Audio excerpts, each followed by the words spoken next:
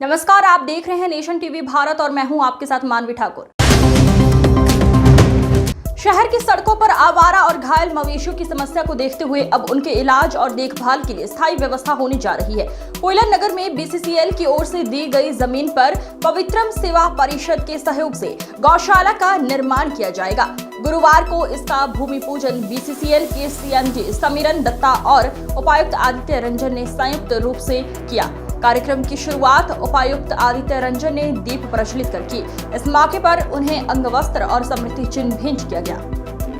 अजय भारतीय ने जानकारी दी कि बीसीसीएल ने गौशाला के लिए भूमि उपलब्ध कराई है। यहां पर वैसी गाय और बैल जिन्हें लोग सड़कों पर छोड़ देते हैं या जो बीमार व घायल हो जाते हैं, उनके लिए इलाज और देखभाल की व्यवस्था होगी। उपायुक्त आदित्य रंजन ने इस पहल को सकारात्मक कदम बताया।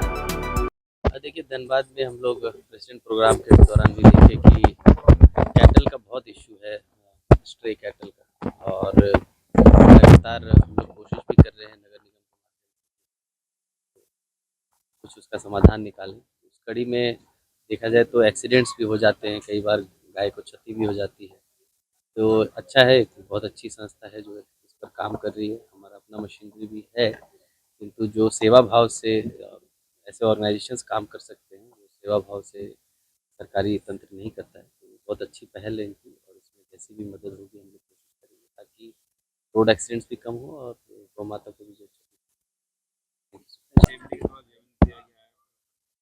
हाँ, बीसीसीएल के द्वारा पवित्रम सेवा परिवार को यह जमीन सेवा कार्यों हेतु दी गई है, जिसमें मुख्यतः हम लोग घायल गायें जो सड़कों पर एक्सीडेंट हो रही है उनकी चिकित्सा का कार्य, और उसके साथ ही गायों पर रिसर्च का कार्य कि गोबर से, गौमूत्र से विभिन्न प्रकार की औषधियां, विभिन्न प्रकार की वस्तुएं समाज को बनानी सिखाई जाए, समाज को उपयोग करनी सिखाई जाए, समाज को गायों से जोड़ा जाए।